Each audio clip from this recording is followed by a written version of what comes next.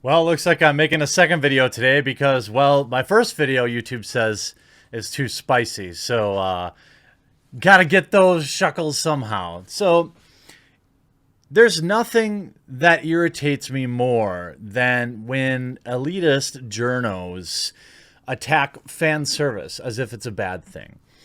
It was never more on display than during the Sonic debacle last year when the studio released what was a hideous rendition of what on somebody's nightmare Sonic looked like.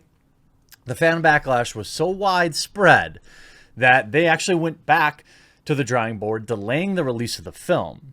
Now, I, for one, stood tall and said, you know what? I probably would have been a movie I'd see when I'm going to see it.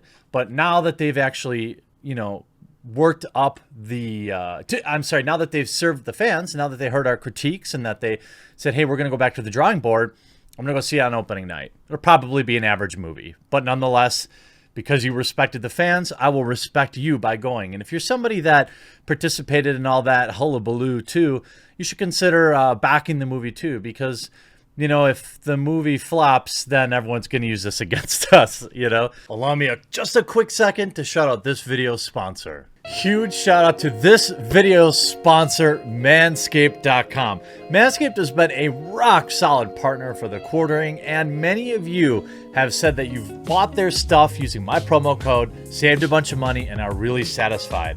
It's weird to say it, but I'm actually really excited for this because behind the scenes, Manscaped has been telling me that they've been coming out with their new Lawnmower 3.0 for a very long time, and to celebrate its launch, you can save 20% today.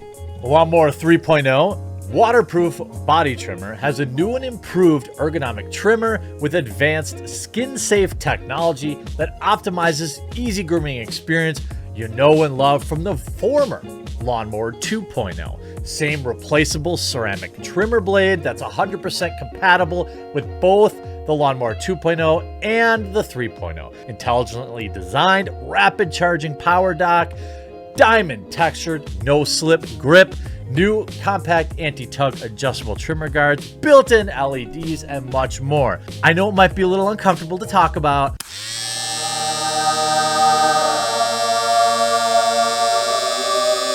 but I'm telling you, taking care of that area pays dividends. I promise you. Support the channel, support the person in your life that's got to spend time down there by using my link in the pinned comment or description below and score your new Lawnmower 3.0 from Manscaped. Now, I saw IGN sent out a tweet this morning. From Sonic to Justice League to Star Wars, the vocal minority is exercising its outsized influence on Hollywood lately. But is that a good thing? Now, it's funny that this article, when you hear somebody write something like the vocal minority, you might think they're talking about like blue-hairs or check marks. No, they're actually talking about real fans. And you can see some of the replies. Obviously, this isn't going well. Fans buy tickets and don't want woke crap in their movies. No matter how you package it, it's what you're getting at. Get woke, go broke. Hey, I love that. You see all sorts of stuff. Yes. Why fight the people who actually give a dang about things to capitulate to laissez-faire trend chasers who won't be here when the trend dies and go off to the next thing? Profit?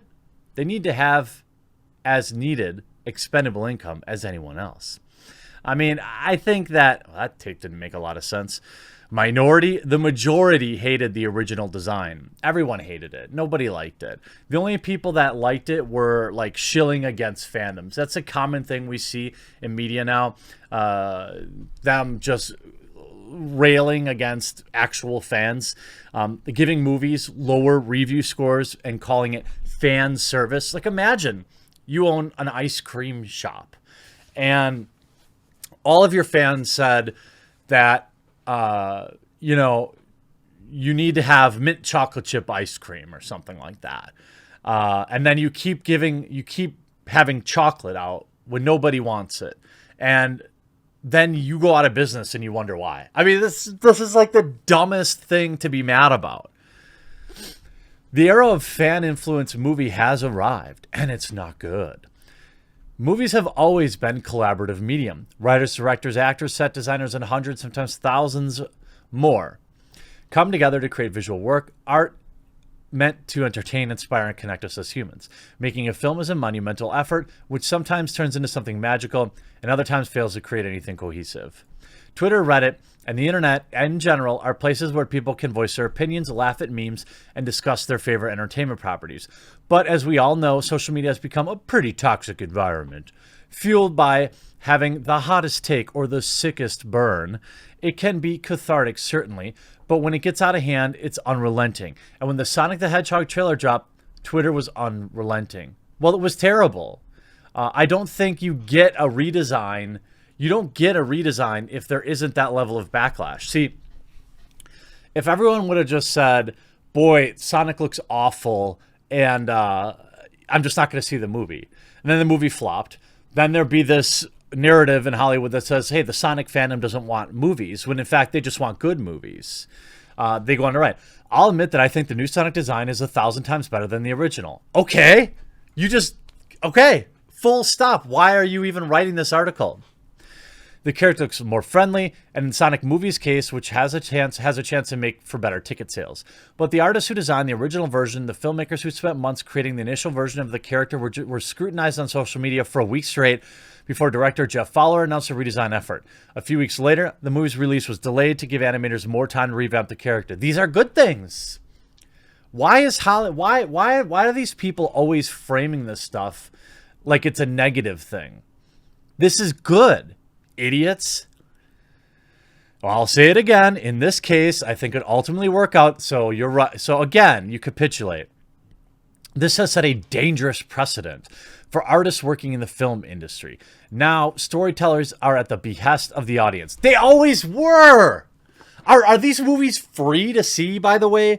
Are they beaming into our homes for free? No, we're paying $10, $15, $20 to go see the movie. You dang right we're going to tell you when we don't like it. And when you have sites like Rotten Tomatoes constantly meddling in audience scores, you're taking away simultaneously the audience's ability to actually make our feedback heard. And now you're whining about it, that it's coming out in other ways.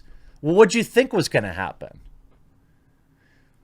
I don't care if some artist who did a bad job has their feelings hurt. That's the way the world works.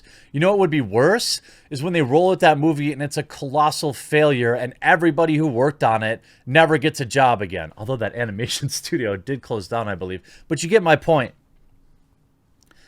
How about, listening to customer feedback gives you an actual chance for a sequel? And fans have begun to notice their newly inherited power. The Release the Snyder Cut campaign has been raging ever since 2017, when Zack Snyder even getting in on it, posting concept art and photos of deleted scenes to his Vero account. So far, Warner Brothers executives held out, giving the fans these demands, and indeed, the version of the movie is likely non-existent. Recent rumors of an HBO Max release of the Snyder Cut and a few more Justice League stars jumping in on the hashtag bandwagon might have inched it closer to existence. But if some type of Snyder Cut even ever does come out, it will be the most important and egregious example of fan influence. Yeah, don't give people what they want. That's just silly beans. Who would ever want to do that, giving customers what they want? What kind of business model is this? The people in Hollywood are supposed to be up in the ivory tower tutting down at everybody, smelling their own farts, not taking feedback from the plebs. And then there's Rise of the Skywalker. This time, it wasn't ugly CG or any sort of aesthetic issue that needed fixing. Instead, 2 years of outrage over Rian Johnson's Star Wars The Last Jedi seemingly convinced Disney that they needed to focus on making fans happy and nostalgic to appease those who hated The Last Jedi, while also wrapping up the Skywalker saga in a way that will satisfy both writers J.J. Abrams and Chris Terrio. Tried to do that, but when you try to appease everybody, you end up pleasing nobody. And that is true.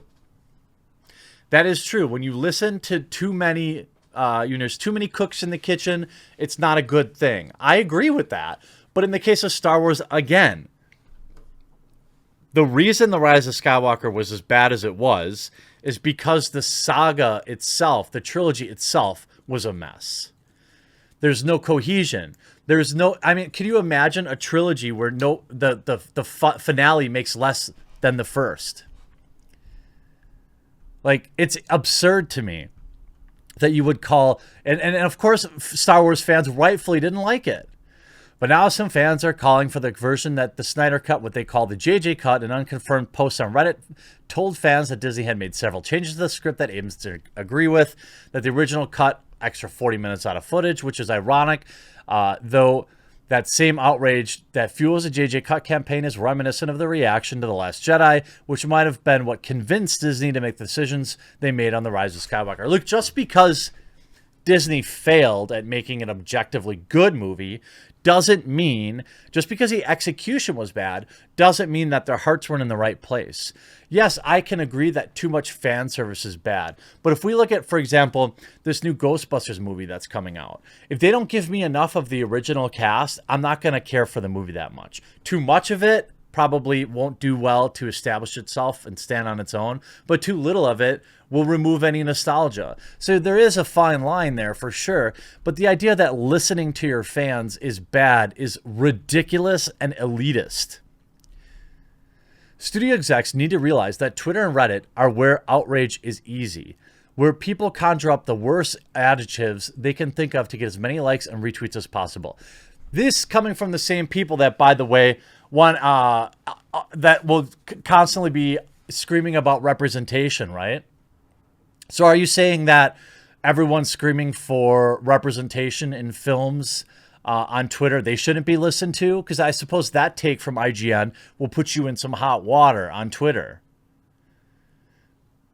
They go on. And where measured critique is rare, the biggest blockbusters would often be better movies if the studios behind them would have trust the artists they've hired to make the best possible movie and stick to their storytelling. I disagree. Obviously, you don't know that, and neither do I. But I think that when you go into a film, when you go into a fandom, an existing fandom, okay, it's different when you have kind of like this existing thing with Star Wars or Lord of the Rings or Ghostbusters. You have to listen to the fandoms. Sonic, right? If you don't want to listen to the fandom, then don't take our licenses, right? If you want to make a Witcher TV show and not get critiqued by Witcher fans, then you should have made something else. Then you should have understood that with great license comes the best fans, a built-in audience, which makes things easy on you. But if and when you fail, you'll get held to account more toughly than many others. There's an unending list of terrible movies, the original concepts that no one thinks about. But you take something beloved and you screw it up, you dang well better understand the critique's coming. And that's not a bad thing. It's a good thing. It means fans love the license. Shut up, IGN. I hope you enjoyed this video. We'll talk to you again real soon.